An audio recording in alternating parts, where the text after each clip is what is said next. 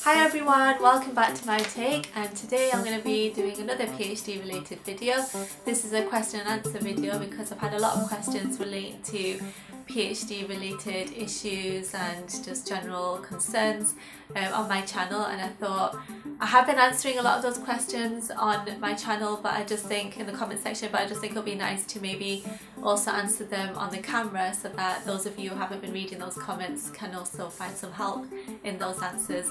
So, and also I can expand on some of the answers that I've been giving. So let's get started. So let's start with the first question. So Kashya Bhatia said, I'm a business management student in India. I don't have my own family business going well, but being good and interested in studies, I feel like going for it. So can I get some help? And I said, and I'd recommend that you consider if you could focus in detail on one specific topic for at least 3 years, make the time investment. If you could make sacrifices, you mentioned the family business, and if they're worth making, if you are passionate and determined enough about a topic in business management, and how you would financially be supported, and also what you hope to achieve by doing the PhD. So maybe I can expand on each of these points and kind of address this question in a bit more detail. I think, a lot of PhD students start a PhD for various reasons. Some people are just genuinely really passionate about a specific topic. Some students just, kind of want the qualification, maybe for career progression. I think this is especially, oh my gosh, what's that? That looks like a wasp. I think the fact that you're considering doing a PhD in the first place means that you have some sort of driving force.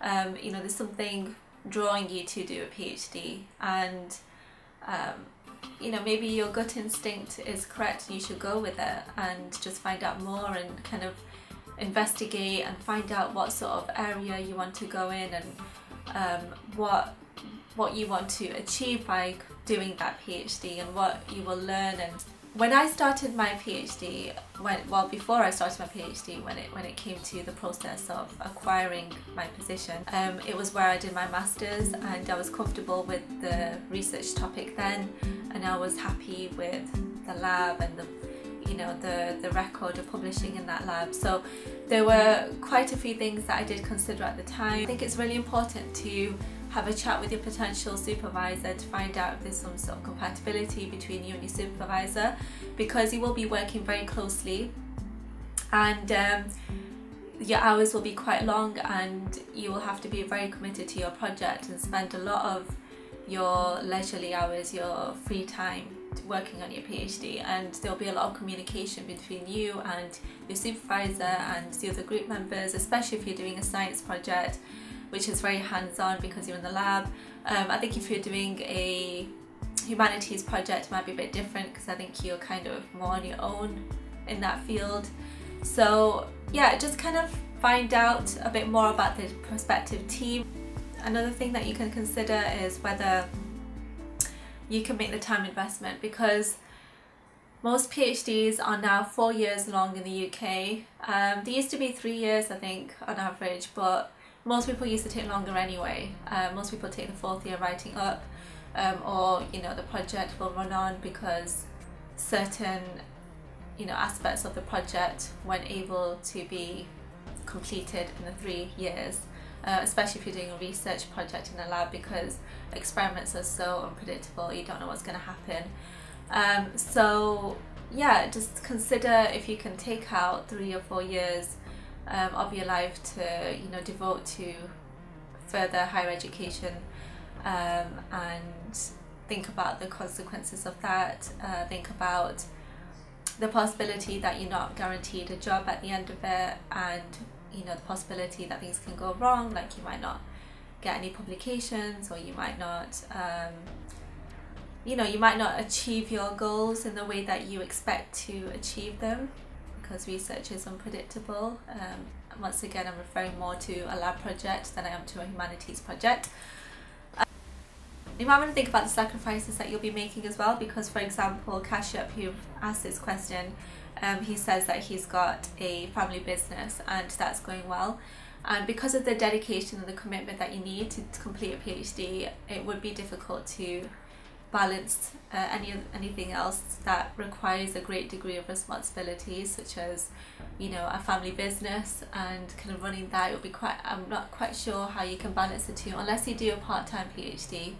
That will give you more time to focus on other commitments as well. As for a full-time PhD, I don't know, it probably varies depending on where you go. I think it's really important to find out what the expectations are of you before you accept onto a PhD program, before you accept any offers, and just do as much research as you can. I think that's probably the best advice that I can give you that comes to the top of my head, is do your research, think about what you're looking for, what your deal breakers are, how much you can give, and what you hope to get back, and if those expectations are realistic. Yeah, another important aspect is to consider how you will be financially supported. So a lot of PhD programs, especially in life sciences in the UK, are financially supported through stipends that are granted by research councils, such as mine was funded by the Medical Research Council. So you probably would have to make an application separately, or perhaps it will go hand in hand with your PhD application. But you can apply for studentships, but not everybody can obtain one. So you have to think about how you will cover the costs of your PhD, especially if you are not guaranteed a return on your PhD. I mean, you don't know for sure whether, you know, this is going to lead you to a job, or, I mean, if you're doing a PhD being sent from your company to complete one, then of course you know that you can go back in and you're going to progress. But a lot of students will go from being in higher education to then going on to do a PhD. So it's kind of, you know, a smooth process from one degree to another, and so there's no job guaranteed at the end of it. You can get a good job at the end. I'm not saying that, you know, to lose all hope and that you won't get a good job, but just know that you're not guaranteed one, as you can be with some professions, with some occupational degrees, or if you were doing a PhD through a company that sent you out to do one. Yeah, one last thing you need to really think about is, do you have the stamina, the determination and the ambition to focus on one specific topic for 3 years, no matter what, no matter if, you know, things go downhill through your research and, you know, you're getting unexpected results and they don't make sense, or if you're getting stuck with analysing them, or you can't find any help with it, or your supervisor's gone abroad on holiday, or he's had to move lab, or he's had to leave university. I think there's a lot to take into account before you decide to embark on a PhD. But having said that, if you do it, if you start it, you think you know you're willing to do it, and you start it and then you absolutely hate it, you can drop out, and you can drop out in your first year or whenever you feel you want to quit. I'm not against quitting, because I just think that, you know, a PhD isn't for everyone, and sometimes it is. Everyone has unique circumstances, and some people are more equipped to deal with any obstacles within their circumstances than others that may not have as much support, and so it might be easier for them to kind of, you know, move on to do something else. But I would say that if you are well into your second year, third year, then do try as much as you can to stick to it. But maybe that's a topic to discuss in another video. Let me know if you want me to talk about that, about obstacles and how to overcome them during a PhD, and also, you know, receiving support, that sort of thing. If you want me to talk about that, please do leave a comment in the comment section below this video and let me know. I've got my brother here now to answer the second question, because he has experience publishing papers and I don't, unfortunately. So this question is by Shubham Saxena. I hope I pronounced that right. Sorry if I haven't. He says, I'm graduated and not pursuing any degree right now. I want to publish a paper related to policy democracy. Where and how can I publish? Do publishers charge money, and how could I be certain that related work has not been done yet? Thank you. Okay, so I can answer some of this, and some of it I'm not too sure about, so I'll let Aslan answer the question about about where and how can I publish. So, what do you say, Hassan? Okay, which part am I answering? Where and how can I publish? Okay, so the where, you can look at similar journals to the paper you've already, the paper you're planning on writing. Yeah. So if there's something that's of a similar topic, then you just, look at where other things are published. But he's not pursuing a degree right now. That was what I wasn't too sure about in this question. If you're not. I was a bit confused because I assume that you have been. I mean, how are you doing your research for this topic? This is interesting for me. I would actually quite like to know. Maybe you can publish without being associated with any organisation. As for, do publishers charge money? They do charge money, of course they do. If you're publishing by yourself, then they charge you money. The peer reviewers, obviously, they do things for free, but the actual publishing itself, that costs money. What, so when you submit a paper, do you pay something? No, when you submit it you don't, but when it gets put through, there's some sort of charge, from what I know. Put through meaning published? Put through as in, put through the system. Okay. And who pays for that? Is it normally the university? Or is it the individual lab? Actually, I don't know. Sorry. We're not quite sure about this because I'm confused. I don't know. I mean, he's quite tired as well because he's had a full day and we're filming this at night, so it's just quiet right now. This is one of the issues with filming, by the way. You need it to be really quiet, and at night time, this is when we're not getting phone calls, when no one's mowing the grass outside, and just generally when it's quite quiet. So this is just seems to be perfect, but I don't think the lighting's that good, so I'm sorry about that. I only have a desk lamp at the moment. I don't have any fancy equipment. Policy democracy means it's like ethics or something. But you could, just kind of start a blog maybe and talk about this topic there. Maybe? I don't know. Do you have actual findings? Like, and could I be certain that related work has not been done yet? Yeah, you can find out if related work has not been done yet by doing okay, blah. Why aren't you talking? Because you want to talk. Oh. Okay, so if you have published, if you do your literature search, you can find out who has published, and you just find out from the literature search basically. So what you do is you go onto a website which is like a database. For instance, I use Google Scholar, which is scholar.google.uk, and you can find out similar papers that are published on there. You can even click on the cite button, which tells you who has cited that paper, so that you can find out other topics which are similar to the one that you want to publish in. Yeah, you can even look in Web of Knowledge, Web of Science, which is other databases. There must be databases in your field. I don't know. I'm only familiar with the science ones. I'll be honest, I'm a scientist too, so I don't really know what's going on. So don't know. But anyway, I hope we've given you some sort of. We haven't helped you at all, I know. We got some way of answering your question. Okay, next question.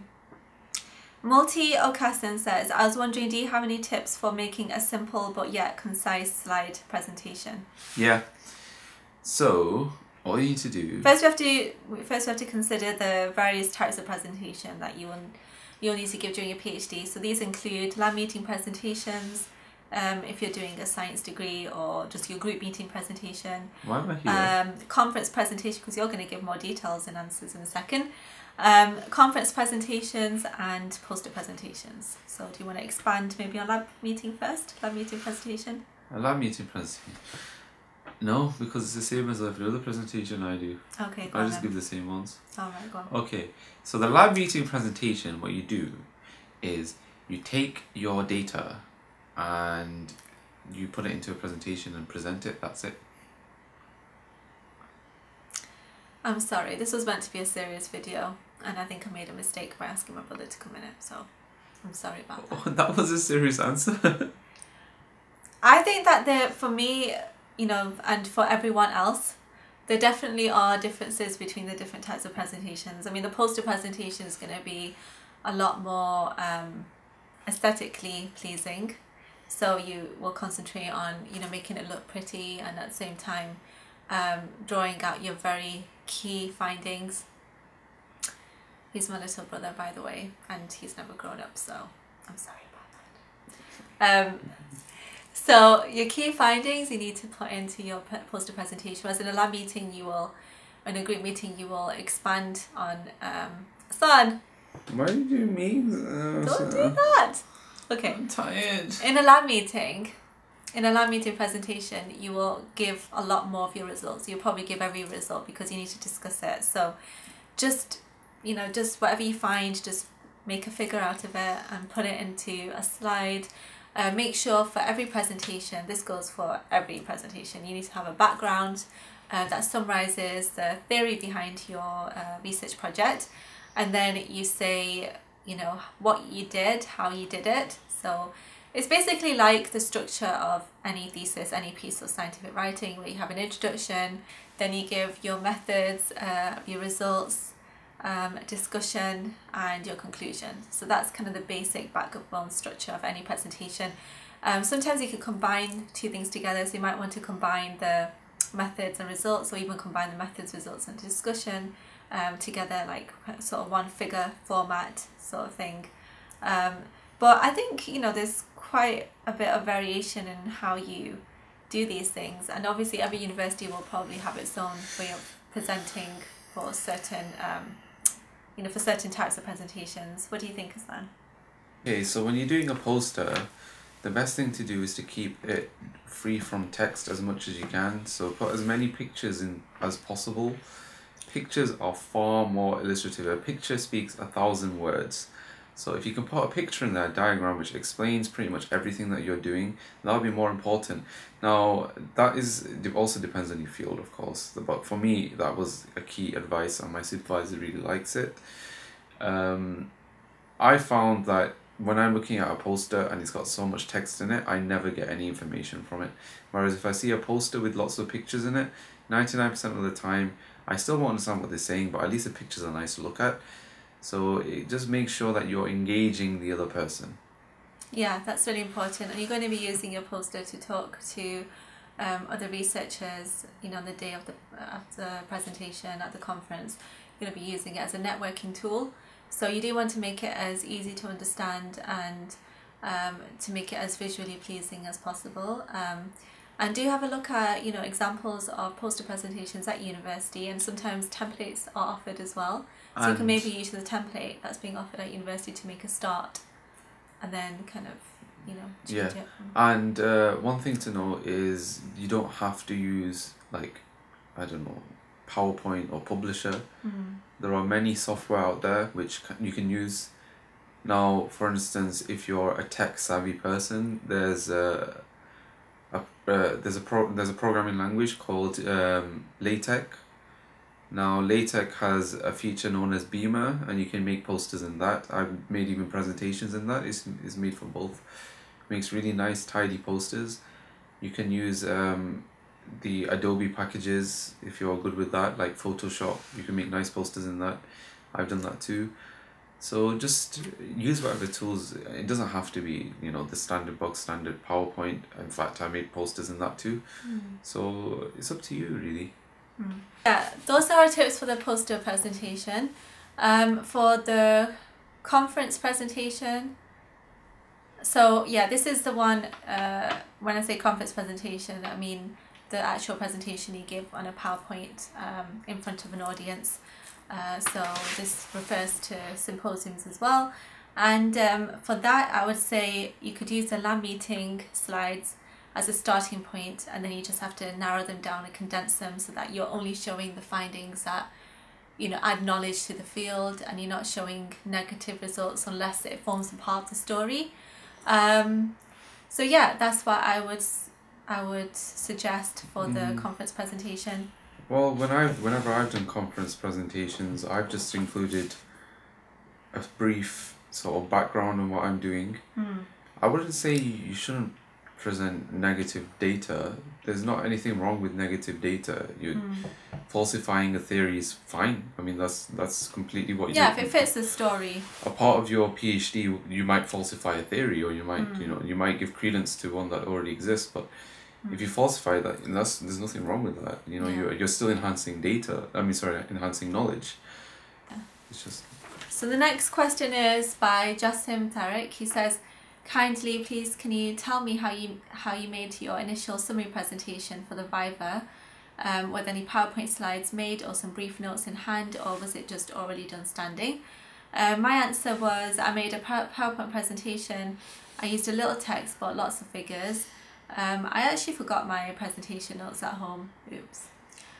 But I didn't need them, to be honest, because you know your thesis a lot better when it comes to giving your Viva presentation than any other time. So you know you've written your thesis by then and you've read it a couple of times, and so you know it really well, so you don't actually need notes. But it does help if you're kind of overwhelmed by nerves, and you might go blank, and so it can help to kind of trigger some points that you want to make while you're standing up and giving your presentation. I was actually allocated 30 minutes. Again, this is something that I recommend you sort out before going into your Viva. Do find out how long you're going to be allocated to give your presentation, and you can find out whether you're going to be giving it standing up or sitting down. Although I didn't, I just took my memory stick with me just in case I would have to stand up, and I also took my laptop in case I would have to sit down and give my presentation, because in my first year it was a sit down one, and in my final year Viva it was a stand up one. I think in general for the final year PhD Viva it will always be a stand up presentation, because they expect you to be kind of a research scholar by then, so they would expect you to be professional and kind of stand up as though you would be giving a presentation to a large audience of researchers. And in fact, in a lot of countries, they do make you do that. Exactly, you have to do your PhD, what's called a PhD defense, in front of an audience, which isn't. It sounds more daunting than it is, really, I'd say. In fact, to be honest, I think I would prefer that. Unfortunately, in the UK, we don't do that.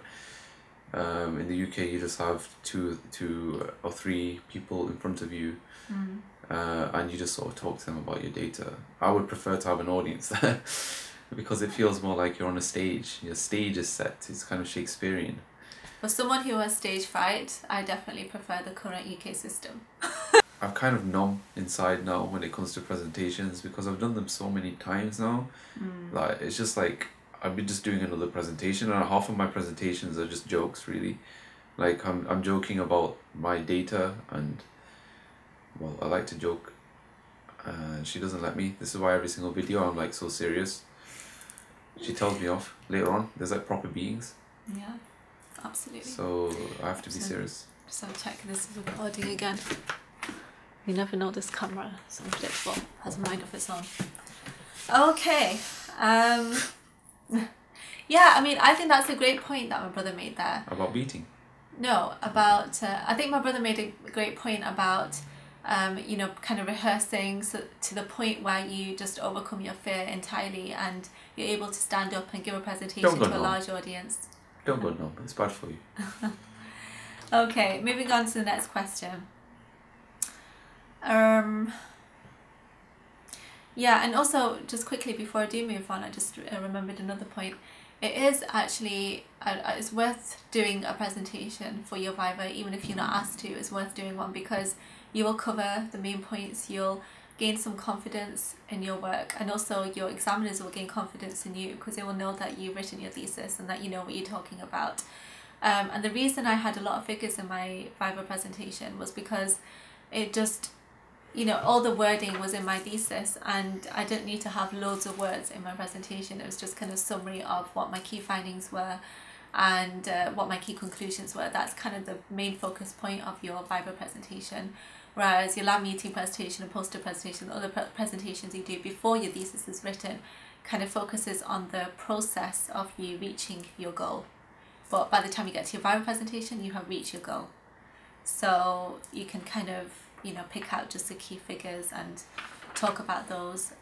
In my case, I had a lot of figures because I had a really big chapter of figures. I did RNA-seq, and there was so much data from there. So Mr. Cool asks, what types of questions What types of questions an internal examiner would ask and how to be ready for them?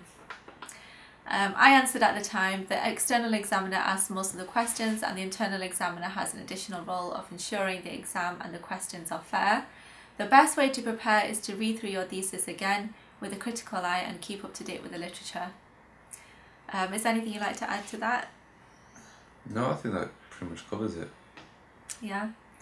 I think an internal examiner, yet, so I don't know. An internal examiner will ask you questions from your thesis as well, and maybe ask you some broader questions. And basically, the questions that the internal examiner asks are usually similar, similar to what the external examiner will be asking. There isn't really a distinction. It's just that the external examiner may have more questions, and the internal examiner may be a bit more quiet. That has been my experience both times in my first year and my final year. But that might vary for each person. Maybe your internal examiner will have just as many questions, maybe they're just more enthusiastic about the topic. And so there's no really, I don't think it's kind of set in stone how these things work. It's kind of different for each person. But do try to enjoy it. Do try to enjoy the questions and to be honest, and enjoy that your examiners are taking interest in your work. Yeah, and to be honest, one of the things that I've heard is a key piece of advice when it comes to vivas is just don't read about people failing it. There's lots of stories out there, but I think the main thing is that you have to go into it positive, believe that you're going to do it, and most people do. When I say there's lots of stories, that's purely because there's a lot of people doing it. So even those people who fail aren't necessarily not going to do it again. Some people fail it and then they do it again. And then they succeed next time. So it's just about going in there knowing that you are, if you've done the work, right? So you are the expert. And if you are the expert, then you know best. And your examiners are going to ask you difficult questions, but that's only to get the best out of you. They want to know how much you know, and you can really show your potential and your abilities, and to show that you earned that title of doctor. Yeah. So that's really the main thing about the viva. Yeah, I think try not to be too stressed about what questions you will get asked. Don't get caught up in anticipation of not being able to answer the questions. Just go in with an open mind, be positive, and it's okay not to know the answer to all the questions. The word doctor is Latin, actually, in root. It means to teach. So in that viva, you're teaching other people. So you're gaining that title of the one who is able to teach, doctor, by teaching them. That's interesting. I didn't know that. Okay. So someone also asked how to dress for the viva.